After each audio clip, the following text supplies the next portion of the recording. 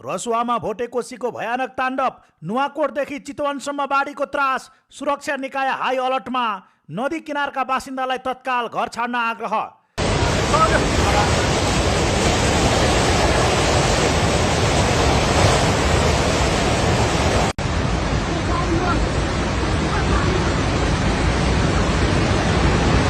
भोटेकोसी नदीमा पानीको बहाव अत्याधिक बढेपछि रसुवा जिल्लाको सीमावर्ती टिमुरे भन्सार क्षेत्रमा ठूलो बाढी आएको छ।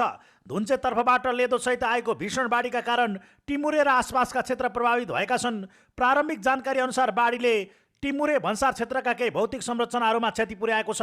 भन्सारका संरचनाहरू बाढीले बगाएको खबर आए पनि घटनाबाट भएको सम्पूर्ण क्षतिको आधिकारिक र यकिन विवरण सङ्कलन भइरहेको छ।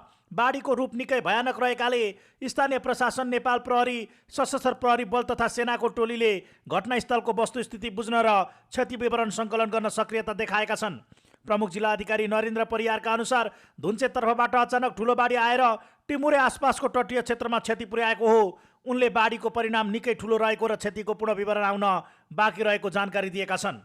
भोटेकोसीमा आएको भीषण बाढी र नदीको जलसतह अनपेक्षित रूपमा वृद्धि भएपछि जिल्ला प्रशासन कार्यालय रसुवाले नदी तटीय क्षेत्रका बासिन्दाहरूका लागि सार्वजनिक अपिल जारी गरेको छ। भोटेकोसी तथा त्यससँग जोडिएका तल्लो तटीय क्षेत्र भएर बग्ने त्रिशुली नदी आसपासका जिल्लाहरूलाई उच्च सतर्कता अपनाउन आग्रह गरिएको छ, जसमा रसुवा, नुवाकोट, धादिङ, गोर्खा र चितवन रहेका छन्।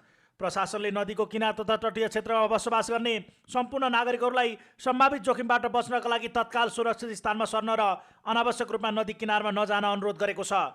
नदीमा पानीको बहाव अझै घटि नसकेकाले तटीय क्षेत्रमा त्रास फैलिएको छ।